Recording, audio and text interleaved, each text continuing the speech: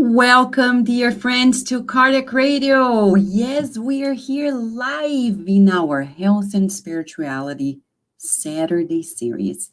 It's been a while that we've been here together, right? Because we've been doing the 11 p.m. programs, the morning prayers, but now we're back. And we're back with a wonderful guest. One that talks about everything we want to hear because we're living this pandemic and many of us are sick and tired of it all, and we are dreaming of the cure, right? There's so much for us to discuss, to reflect upon. There's much to learn as well. Dr. Jeffrey Rediger is here with us, and we're welcoming you in. You feel free to make your comments, ask your questions, okay? And share through the other groups. I know Carol is here, Lou Nicoliello is here, our dear friends, John DeRosa, Saul Souza. Thank you, friends. Keep coming because share while we're doing this, because we are sure that this interview is everything that we need for the current times.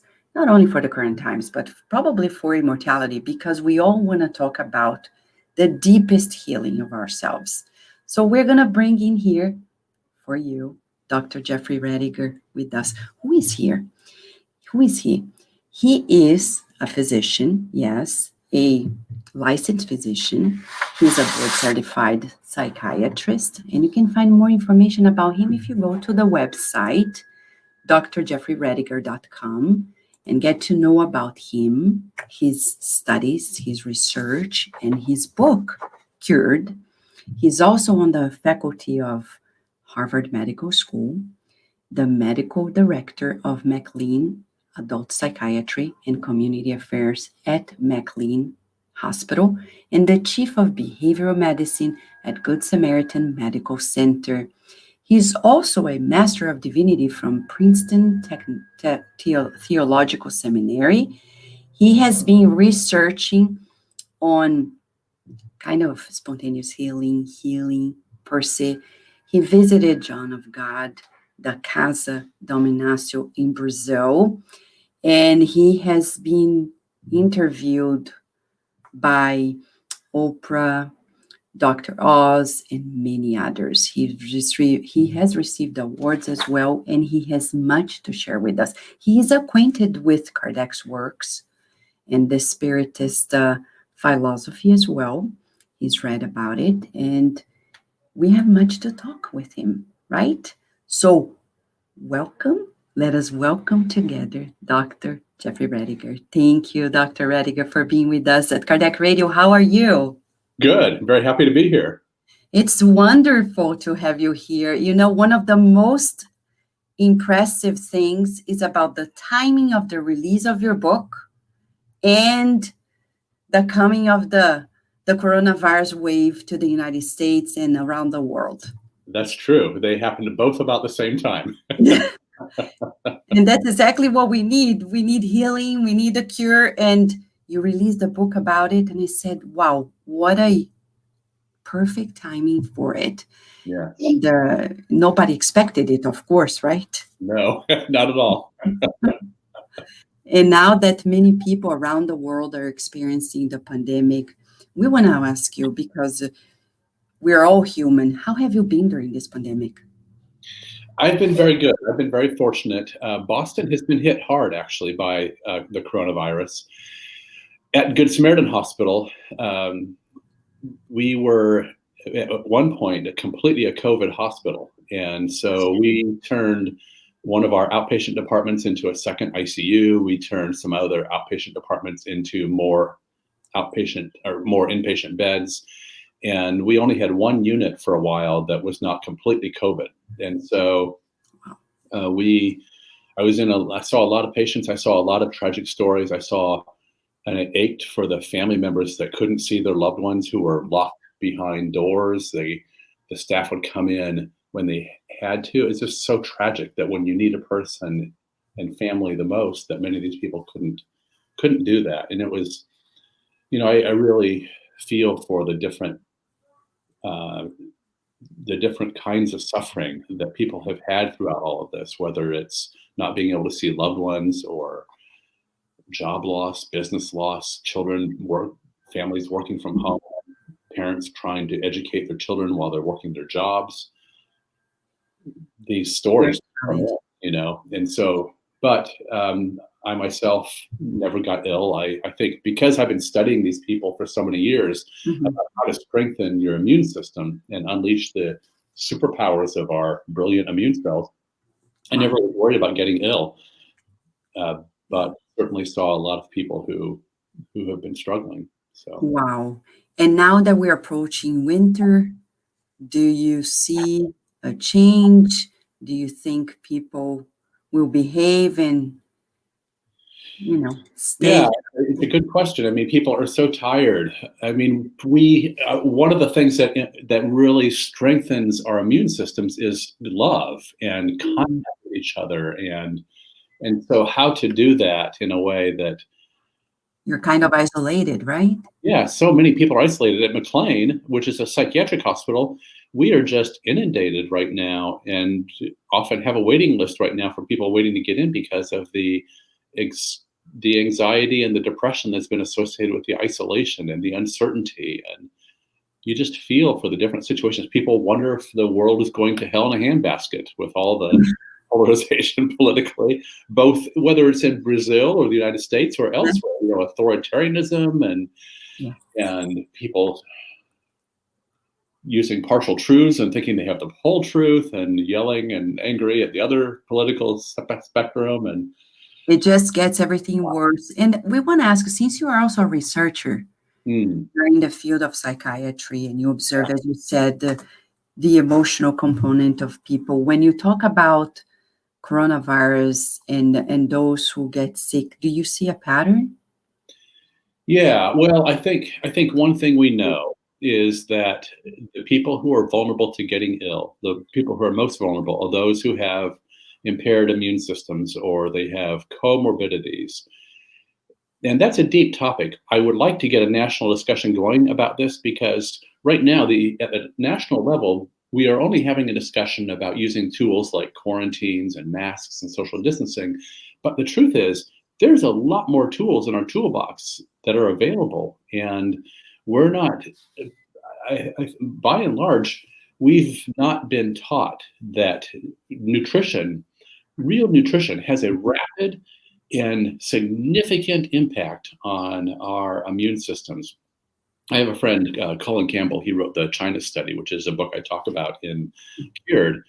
And he did a lot of work in China for years with people who lived in rural China and didn't have access to the Western diet of cheeseburgers and French fries and Cokes and all those kinds of things. And people just didn't have the kind of heart disease or diabetes or obesity or cancer or autoimmune illness that Western countries suffer from. And then Colin had been raised on a farm like I had, believed that protein and beef and dairy products and all those things are really, part of the American diet.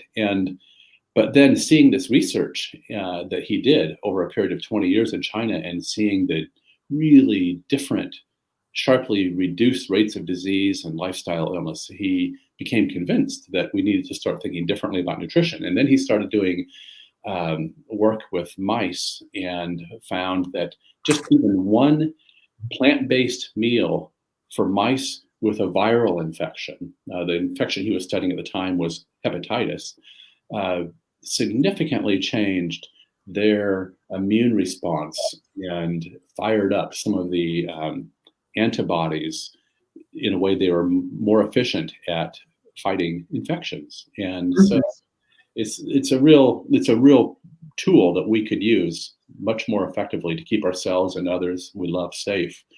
Yes. It's just hard for a national discussion going about that, honestly, unfortunately. Yes. And there is more research to let it become mainstream as well. I know you talk about nutrition much in your book. Right. And since you're talking about traditional medicine and probably a revolution, I've researched how many times you use the word revolution in this book. Oh, And really? I said, he has a case here for all of us, a revolution in medicine, right? Absolutely. Yes, I really do believe that. I am asked why I have the Declaration of Independence and the Emancipation Proclamation on my wall in my office at McLean. And people say, why does a psychiatrist have those on the wall? And I say, well, it's a good thing that there wasn't a psychiatrist present at the Boston Tea Party. They didn't need Zoloft. They didn't need a medication. They needed to throw off the chains of oppression and find a life that really understood the dignity of who they were. And I think we need that in our lives many times. We need that in terms of our health many times. We need a life that liberates our deeper souls for expression and joy and gratitude. And it's interesting because you came from a very nature-based upbringing, Yes. right? Yeah, true. Yes and no. I mean, I was raised on a farm, coming out of an Amish background. The rural farm life was a great big part of my life. Mhm. My parents grew the wheat that they then used a stone grinder to grind into all kinds of wonderful bread and muffins and all those kinds of things. And but we also used pesticides, and a lot of the foods that we grew weren't used for human consumption. They were used for animals. And so I've had a lot. I think we were unknowingly depleting the soil of nutrients at that time. And so this journey has allowed me research to see the lives and the evidence for recovery from illness that I've been studying over the years has allowed me to really rethink and begin thinking about what is regenerative agriculture. What does it mean to put nutrients back into the soil rather than just depleting the soil? And what does it mean to create farming practices that don't so stress the environment that they give rise to mutations in organisms that create viral pandemics? Those kinds of things are really big questions for our modern world. And it's a challenge to materialism per se, because we don't have time, right? Time is money. There is no time yet to do it, but the world is claiming for a change. Yeah. We see that you went through your own personal revolution when you left your community and went into the world, and now you are able to bring to the world a proposal of revolution. Your book, Cured, has compelling cases of people who were in the extreme, they were at the edge of life and death, and they found the healing that they needed. Yeah. From there to Matt, all the cases, right? Right. Yeah. I mean, it's changed my life personally and professionally to be exposed to these stories, these people who are really the ultimate achievers in health. We study ultimate achievement in health, in business, and in sports, and we need to study them in health. These are the people who are screened out by the data in our normal research studies. In our research studies, we reduce things around the mean. We look for what does the average person do? And if I was ill, I would want to know what the average person does. But even more, I'd want to know what the ultimate achievers in health do. I'm a runner. I love to run. I'm not a super athlete, but I still like to read about great athletes and know what they do to take care of their minds and bodies, because that helps me in my running. And so I benefit a great deal my life has been changed by studying these people who have found a way through to an improbable cure or healing of their illness. And there's common factors across all these illnesses that are very much associated with how these people got better, whether it's cancer or diabetes or heart disease or autoimmune illness. There's a lot for us to learn from these remarkable individuals. Yes, and I remember years ago when we interviewed you, you were coming fresh from the Brazilian environment, the Spiritist environment, especially Casa Damnatio, and researching on the cases of people who were healed. And one of them that we can mention here is Matt in your book, Cured, which is fascinating. His journey is amazing, fascinating. And then from there to publishing Cured. Right. I know you mentioned briefly you've changed as well. You want Yeah. to tell us more what happened? Yeah. Well, this journey started in Brazil in many ways. Hmm. Nikki was the oncology nurse at Mass General Hospital in Boston many years ago, and she came to me and said that she wanted help discussing with her son that she had been diagnosed with pancreatic cancer. Subsequent to that, she went to Brazil to a healing center and began calling me and writing me saying that she was seeing some amazing recoveries and hoped I would look into it.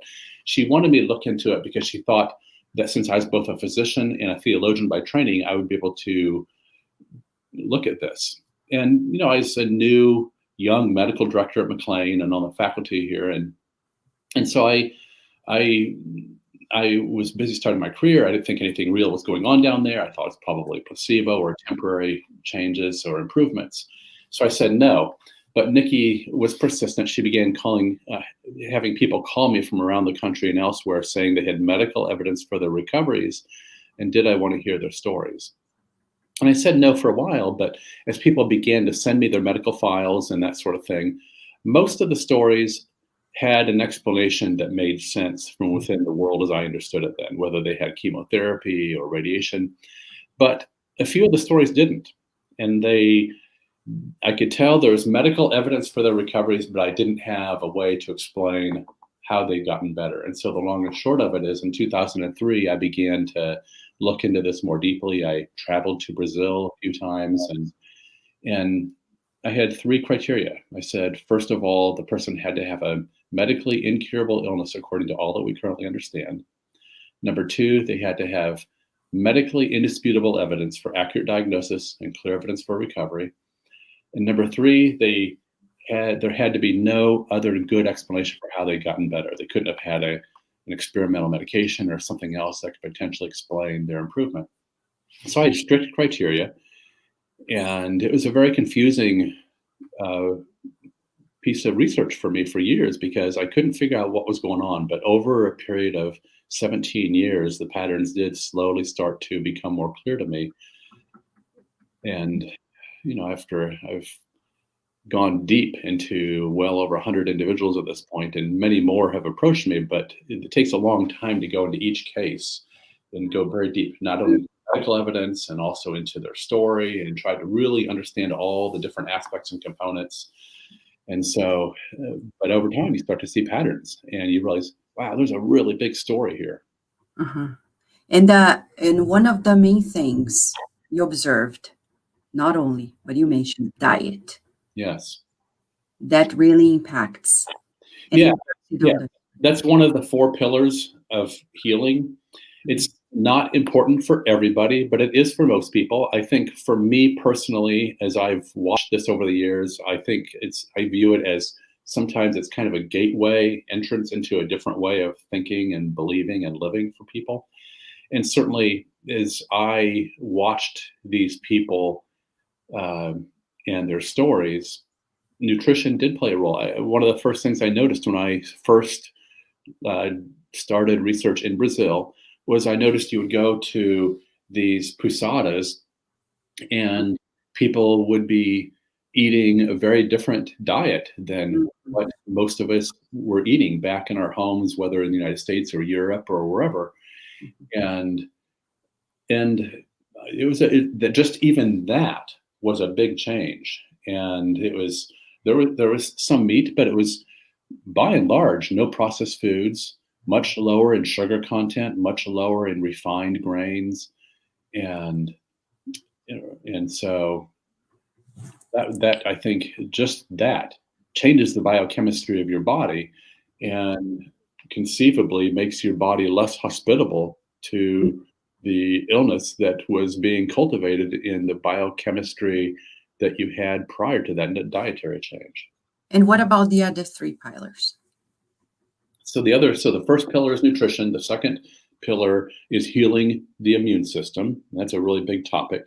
Mm-hmm. The third is healing one's stress response. And the fourth is the biggest and most important pillar, and it's the healing of identity. It's the healing of our beliefs about who we are and the nature of the world that we live in. Yes. And we want to ask you a question. We know you mentioned stories, like, for example, this case that I was very impressed, Matt's case, in which he was at a posada, he had a dream, and this presence, almost like I would say in my own words, like the angelic presence coming to him. And from there on, a cascade of events and what it turned out to be Yeah. his cure. Yeah. So this spiritual component, I know you don't talk about specifically there in these terms, but here at Cardiac Radio, of course, we are open to talk about it. What would you say? Did you observe when we talk about in spiritism, for example, spirit attachments, and how many people get sick? Being a psychiatrist, you know, people talk about the interference of spirits, making people really change completely, and then the healing that comes after the spirit release. Right. Yeah, I've been so touched and moved and influenced by the Spiritist beliefs that the soul is immortal and the soul is on a long journey through a long period of time to wake up to the dignity and the goodness of the image of the divine that lives within everyone. And what Spiritism talks about is how the invisible world is more real than the physical world that we can see and touch. That's quite a different way of experiencing the world than the more materialist view that has come to characterize, for example, ways of thinking in the United States and lots of Europe. And so it's very revelatory for me to be exposed to this and to the implications of what it means that the soul is immortal and that the body is a temporary envelope. That's a really different way of thinking, but one that has been present in spirituality and Christianity for thousands of years. It's just a perspective that's been held onto more clearly and less clearly in the more materialist societies. Yes. And when you talk about bringing in new tools to address diseases besides the tools given by traditional medicine, you talked a little bit about diet. Right. And you also talk about, for example, the vagus nerve therapy. Would you like to talk more about this? Because it's related to the stress. Absolutely. Yeah, that's part of the third pillar. So the third pillar is about healing the stress response. And, there's different ways to talk about this. The vagus nerve is the superhighway for the parasympathetic system in our bodies. A lot of us live in chronic fight or flight, which is the chronic fight, flight, or freeze, actually. And that is the stress response. And when the stress response is living in our bodies much of the time chronically, we are then in a situation where we are secreting the stress hormones, cortisol and norepinephrine and other hormones.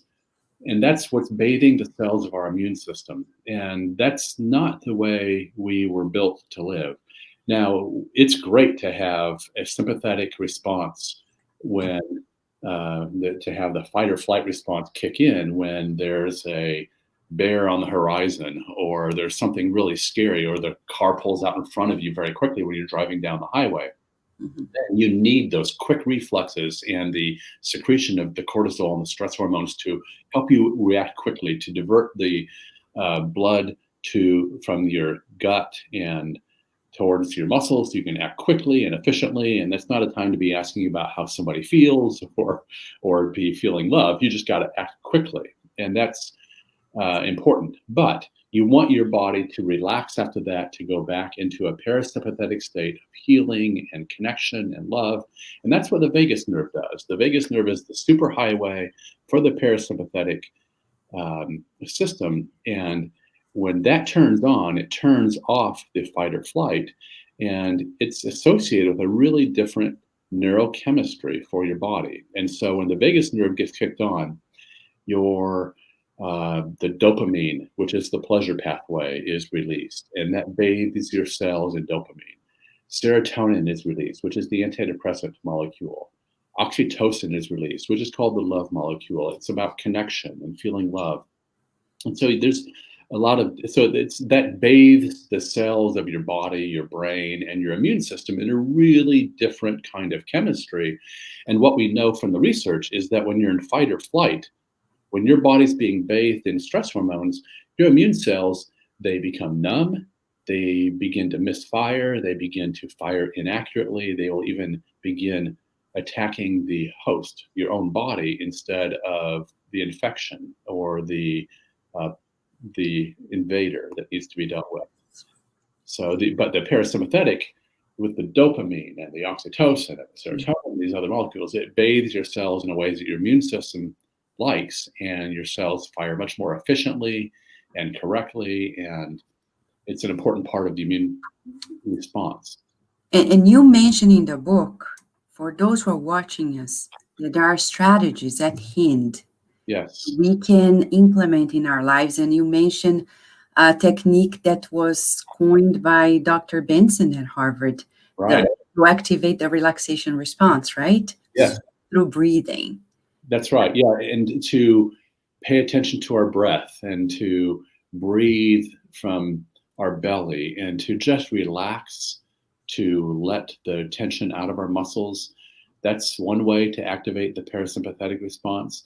Another way to activate the parasympathetic response is when we smile, when you and I smile at each other, or when our eyes light up.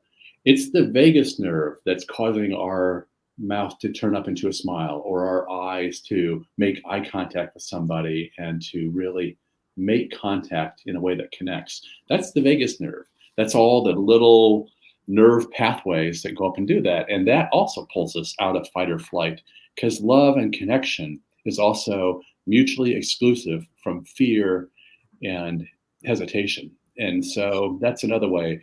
It's both relaxation and it's also love and connection. Wow. Before we go to this beautiful love medicine that you've been mentioning, when we go through cases like Claire, and we have the fourth pillar, identity, the healing of identity. Would you like to tell us more about the journey of these many people you've encountered and you've helped? What changed in them in regards to that component? Yeah, so that's a great question. You know, the fourth pillar, the healing of our beliefs and our identity. It's a big one. And so, you know, I think self-care, well-being, self-love, understanding the value and the dignity that we bring into the world, that's a really big topic. We all grow up inheriting the beliefs about ourselves and the universe from our parents, from kids on the playground, from teachers at school, from colleagues at work. We take in these beliefs about who we are and about our value at a deep level, both consciously and subconsciously. And these beliefs shape how we see ourselves in the world. But some of them are true and some of them are false. And for the most part, they're unexamined. And these people that I study, they often went through, in some form, a re-examination of who they are and their value. One of the most common things that people have said to me over the years is that it took an illness for them to wake up and realize that they needed to stop taking care of everyone else.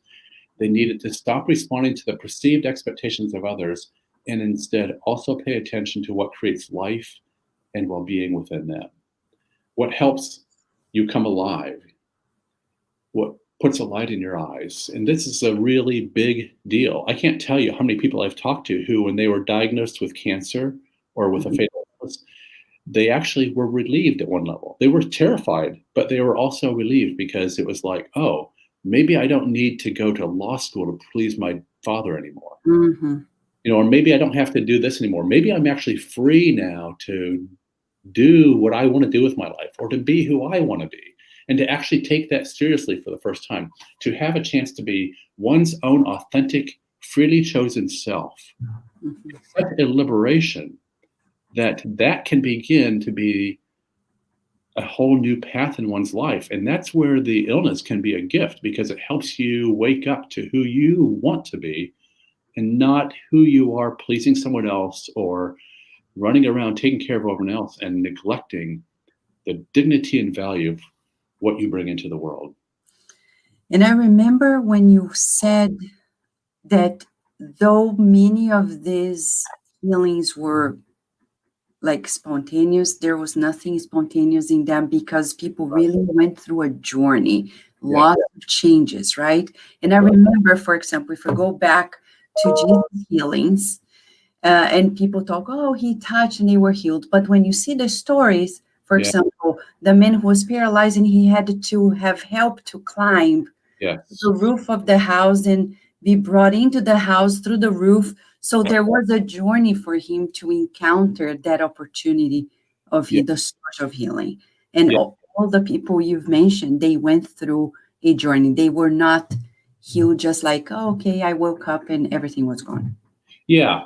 Miracles typically defined as something that happens outside of the laws of nature. And I don't think that's true. I think our definition needs to change. I think it's just, I think whether we use the word miracle or spiritual healing or spontaneous remission, these terms are all just black boxes that we have not used science to unpack. And it turns out whether the event or the healing happens in 10 minutes or 10 years, it looks to me like the process is the same. It's a healing at the deepest level of one's identity and waking up to the dignity and really valuing who one is, investing in one's own development and well-being. I view self-care and self-love like a bank account. And if you keep taking out withdrawals to take care of everyone else, you will end up spiritually, emotionally, and eventually even physically bankrupt at every level. And I think if one realizes the value of what it means to be one's own freely chosen, authentic self, one can then invest in one's development.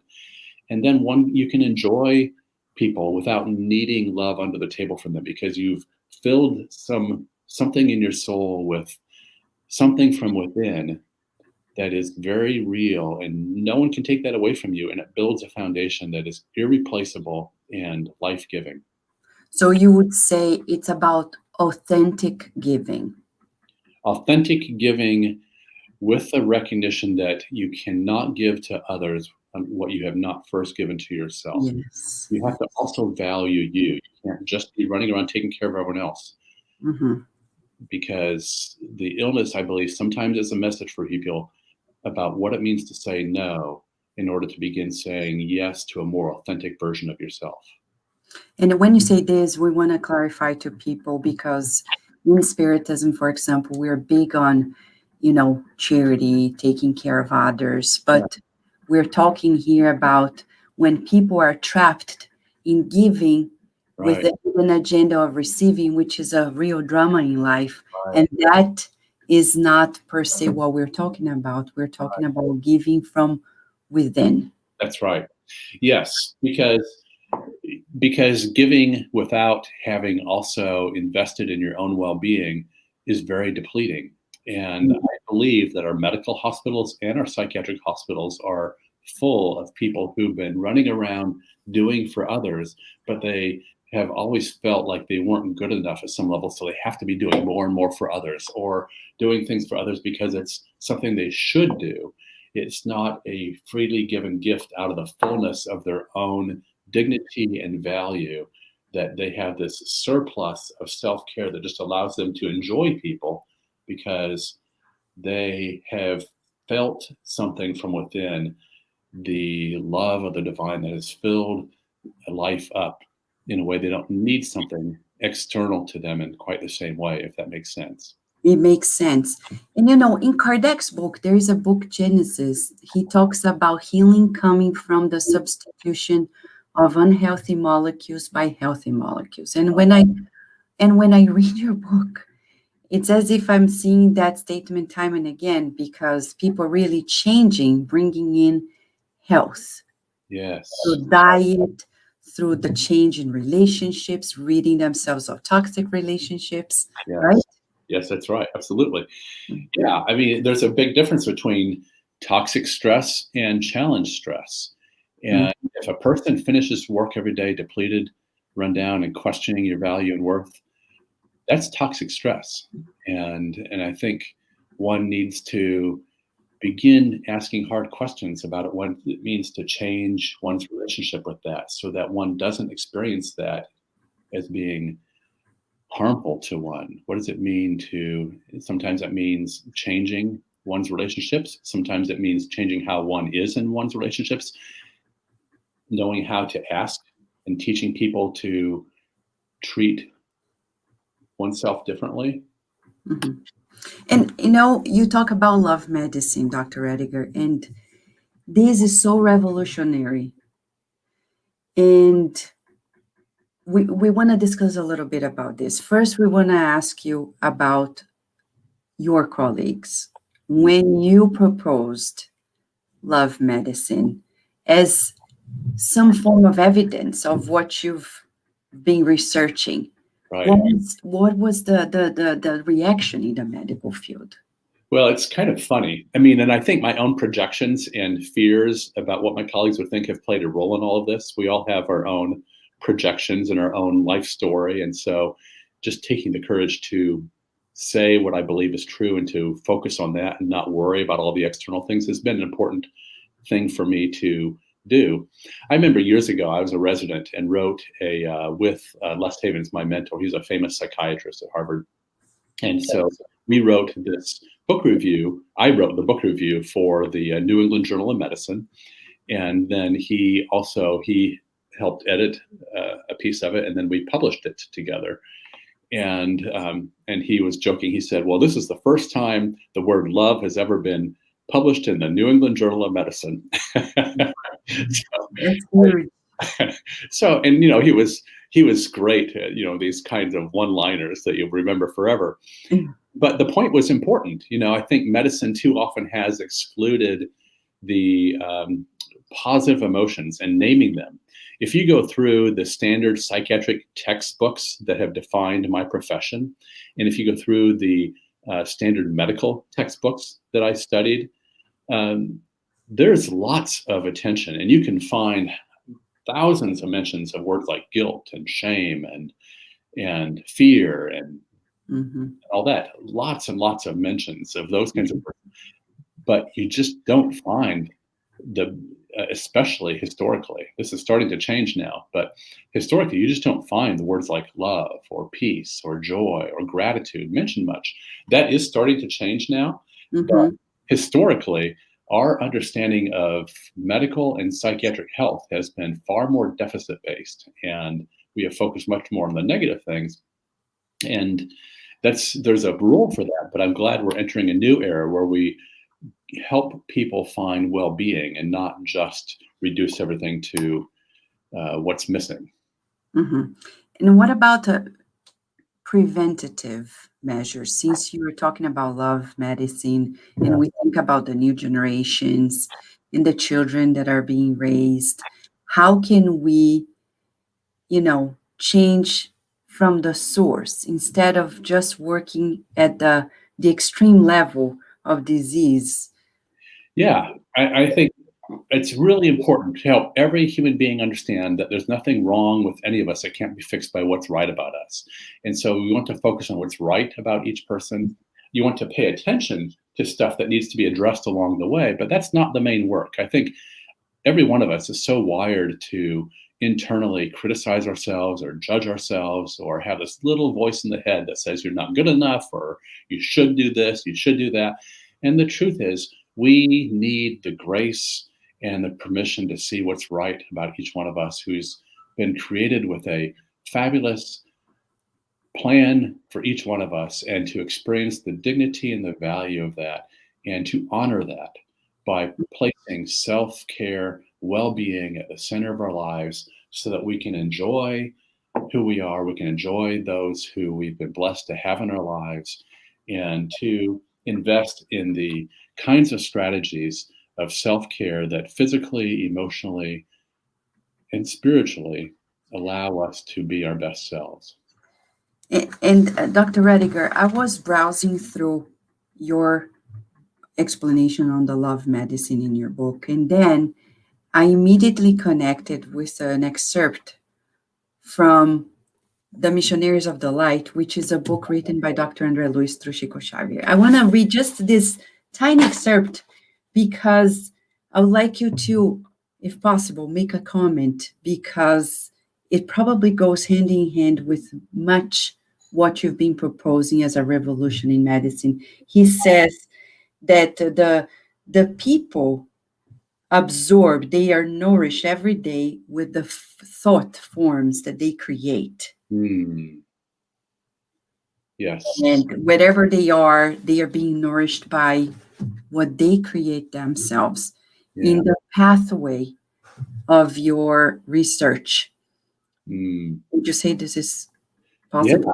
I mean, I think we do become what we focus on, and what we fill ourselves with is what we become. And I think that's true spiritually. I think physically, it also becomes part of the reality. And so if we every day are filling ourselves with things that truly nourish us, physically, emotionally, and spiritually, that creates a new perception of who we are. It creates a new perception of those who are in our lives, and we see the deeper, more hidden reality of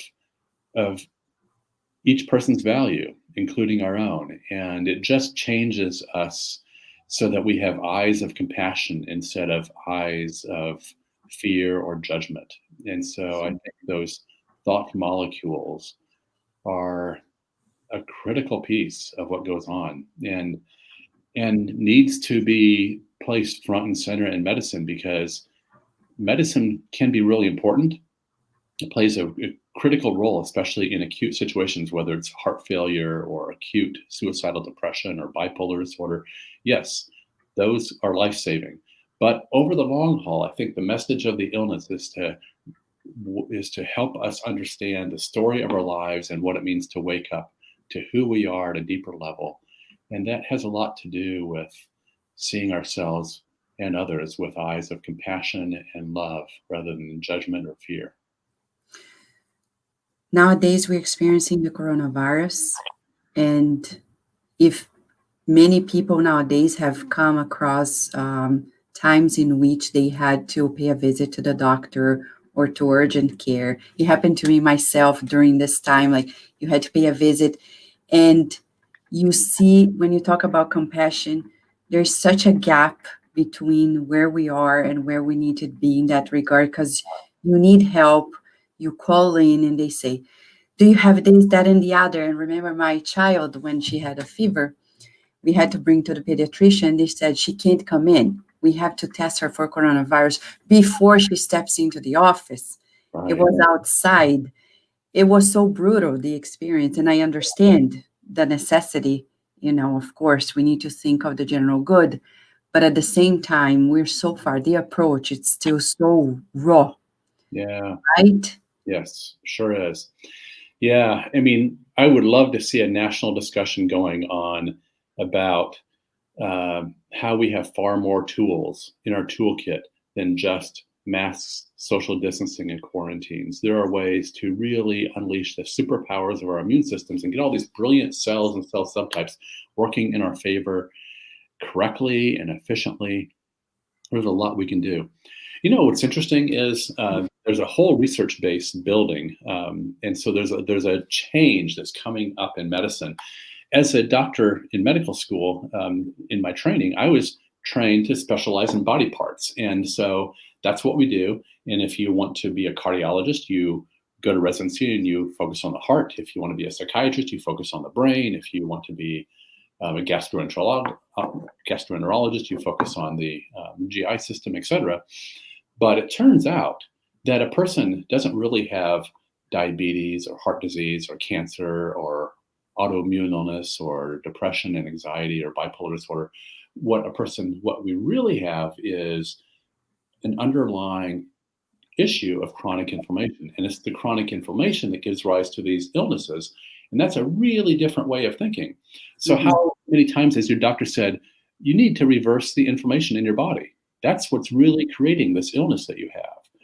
And that's also true for cancer. And so it's a really different way of thinking. And It's the future is to begin standing back and not just looking at the body part, but looking at the deeper issue of the chronic inflammation and healing that, because a person might be diagnosed with cancer or diabetes or something, but it's not going to be long before they have another body part that breaks down under the influence of that chronic inflammation. And a medicine can help you tread water, but it's not going to reverse that inflammation until you change how you live. You talk about the twin sisters, and when you talk about the chronic inflammation, I remember the lifestyles that they led differently, led them to different outcomes. One becoming severely ill, and the other one sustaining greater health. Right. And underlying was this chronic inflammation and the lifestyle that generated it, right? That's correct. Yeah. Yeah. Two twin sisters, identical twins, sitting next to each other on the couch in my office. And they didn't look like sisters because at age 28, one had chosen to really clean up her life, clean up her diet. She started meditation and yoga, and her relationship settled down, became very healthy and enjoyable, and her career took off. And her beloved twin sister stayed locked in the cycle of negative, fearful thinking, believing she wasn't good enough, stayed caught in the traps of drugs and unhealthy behaviors. And boy, by 7 or 8 years later, they didn't even look like they were related to each other. So now the thing that happened actually after that meeting, and I didn't tell this part in the book because the book was written when they came to me and they told me that after that family meeting, when the identical twin sister was in our hospital at McLean, she changed her life after that meeting, and her life took on much more of the trajectory of her twin sister, and she ended up being much happier, and her life began to heal as well. So there was a good outcome to that. Wow. But I didn't know that information when I wrote here. Wow. That's amazing. We want to ask a question that Rihanna Williams, she is a host at Cardiac Radio, and she lives in South Africa. Oh. Yes, she's saying, hi, doctor. In South Africa, they say we have a immunity against the coronavirus, especially amongst the people living in rural areas and living on the land. Even those with HIV and TB have been shown to have antibodies. Would you say that some people that have been exposed to more harsh environments would have a stronger immune system?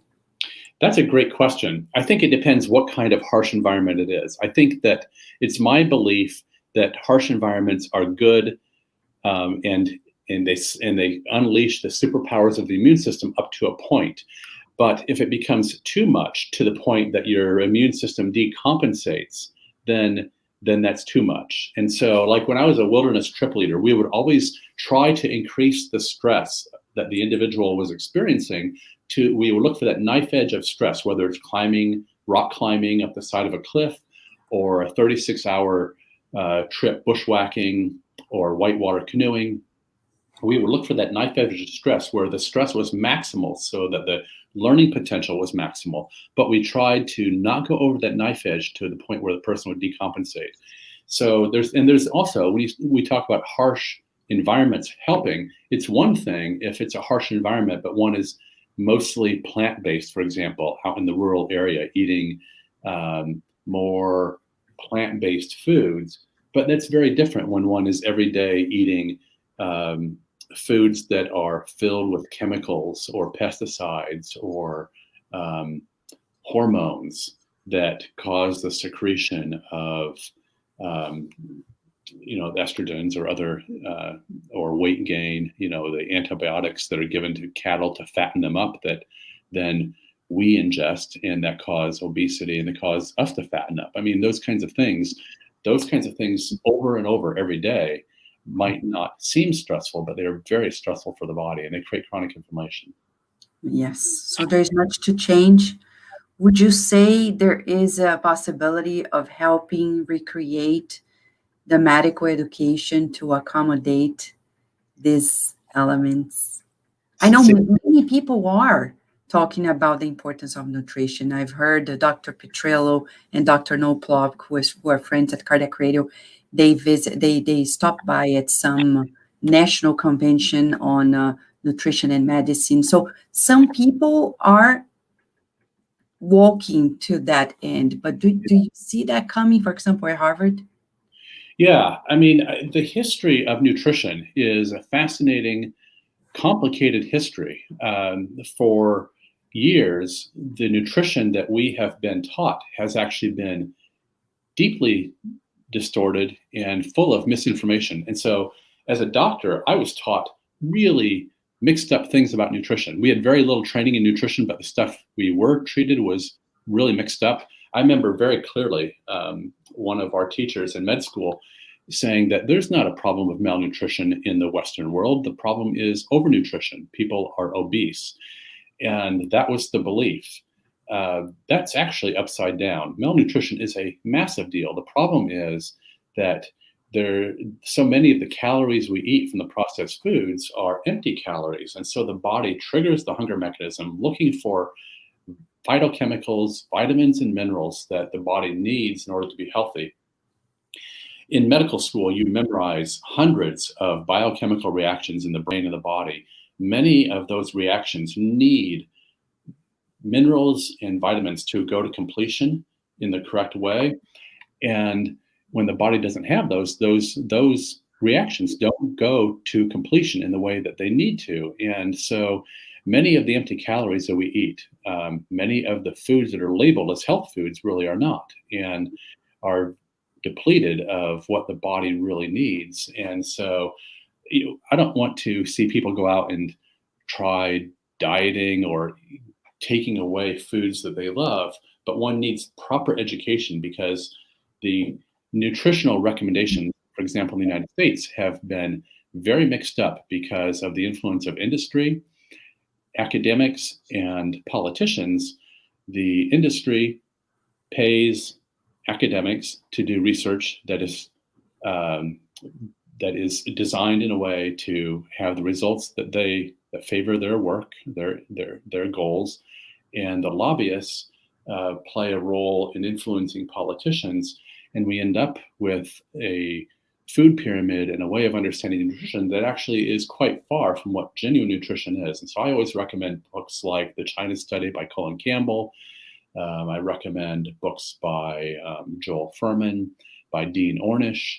Mm-hmm. These books are chock full of genuine nutritional information that doesn't leave a person dieting, that does not take something away from a person, but shows how one can focus on the good things to put into your body, and it becomes a liberating experience rather than depriving yourself of something. But it's something that actually heals your body. So talking about nourishment, yeah, we're talking about the physical body. Yeah. Considering that there is something more quintessential, like energy nourishment, like energy medicine, what would you say about it? About energy medicine? Yeah. I think it's very exciting that those who are working in energy medicine are working to build a solid scientific basis for this. Mm-hmm. It's very challenging because traditional science and its traditional scientific method is designed to only study things that we can see and touch, the evidence of the five senses. And energy psychology is a new way of understanding things that is consistent with the world as it's changing since quantum mechanics was birthed in the world 80 years ago. But it's working with energies, and that's much more difficult to grasp and understand, especially since the traditional scientific method is designed to only study what we can see and touch. Yeah. Energy psychology, you have to have a lot of respect for the efforts that are going on there, because they are working hard to design scientific studies that look at what's going on here. And one has to be really thoughtful to do that, just because of the challenges of the traditional scientific method. So there's a lot of really good work being done to create a careful, thoughtful scientific basis for this. That's going to pay off very well over time as this continues to take hold. Now, as we march to the wrap up, I have one question, and then Carol Correa is here with another question related to it. The best part of it all in the book Cured, which I would recommend 1,000,000 times to all of our viewers and listeners, because not only it's super well written, it's delightful to read, and it brings a lot of inner revolution, we would say, especially when we hit that chord, love medicine. As a psychologist and a neuroscientist, Dr. Rediger, I've seen many studies proving to us that we're social beings, that we need one another. And you talk about this. Now, how will medicine? Do you prescribe love medicine? Yes, regularly. Sometimes I write on a prescription pad, whether it's certain books to read along these lines or whatever, because medicines are important, but that's not what really heals the deeper soul within us. And that is really around connection and really being able to share love at a deep level with those that we care about. Because our brains believe what we think. So if we, right, as far as we know, if we don't need to touch any other realm, what we know is that the brain, what we think is believed by the brain, and it goes with that flow. Yeah. So if we change that course, we can probably promote healing, right? Yes, that helps change the biochemistry in our bodies from the fear or the stress, fight or flight response with the norepinephrine and the cortisol secretion, the stress hormones, into a neurochemistry that our bodies and our immune systems love. So we need that oxytocin, we need the dopamine, we need the serotonin, we need connection with each other, we need pleasure with each other, gratitude with each other. We need to experience the positive emotions with each other and genuine connection. Genuine connection. For nowadays, people who are suffering due to the isolation, the coronavirus, prescribing love medicine, there are so many new ways. We probably have to reinvent some ways. Yes. Love medicine, right? That's right. We have to be very creative during these times and really use the online platforms to connect with those who we love, even if it's in different countries. Yes. To really just connect genuinely with each other and remember the gift that each person brings into our lives and fully experience and feel that. Yes. So Rihanna was asking about Amazon Kingdom. Yes, look, I have it here right on my phone. And it's so easy. You flip the pages and you have a revolution right in front of you.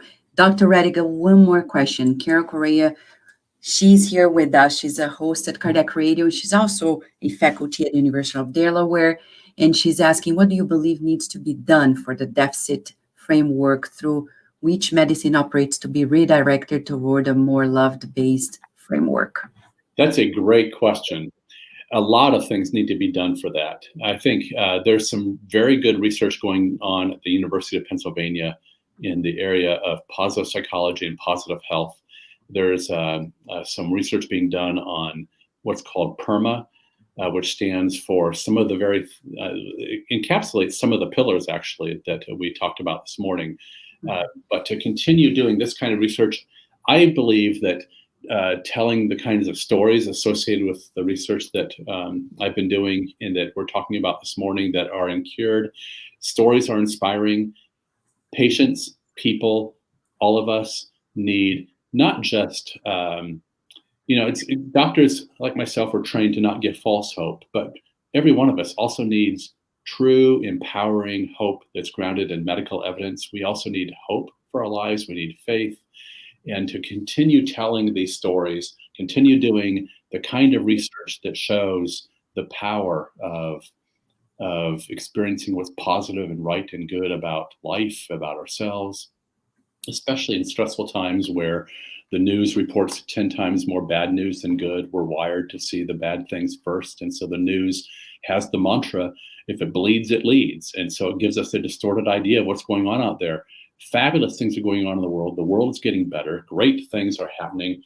Racism that's been buried for centuries is coming out. Sexual abuse, mistreatment of women that's been buried for centuries is coming out of the closet.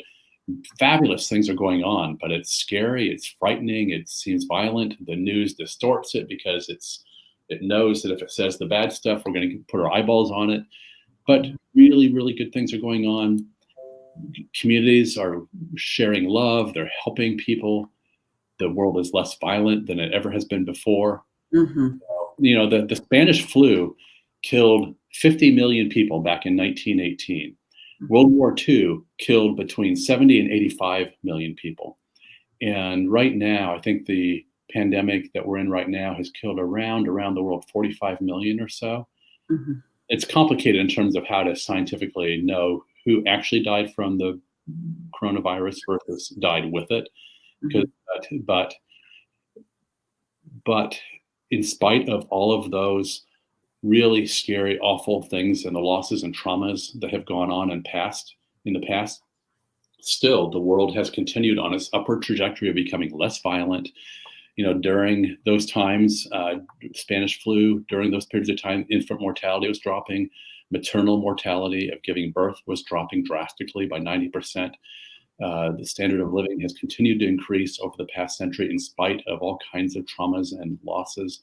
And, now, as of 100 years ago, even the rich people didn't have indoor toilets or the things that even the poorest people have now, smartphones and all kinds of conveniences and luxuries.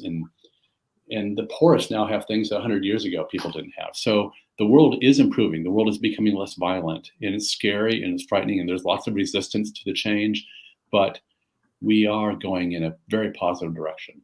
Yes. So, Dr. Rediger, we can almost sing. All we need is love. Love is underneath everything. Right? We can't thank you enough for taking this time and being here with us at Cardiac Radio and all the venues. We're streaming through several groups and the British Medical Spiritists Association as well. We're streaming through several groups across the United States, and we want to thank you. And we'll keep praying for your research and your beautiful works, and we look forward to what's coming next. Thank you for having me. I really appreciate it. Thank you. Thank you, friends, for being here with us. Should you have any question about his works, please go to drjeffreyrediger.com, read the book, and you see much of what you're looking for in there. Thank you, friends, and until next Saturday.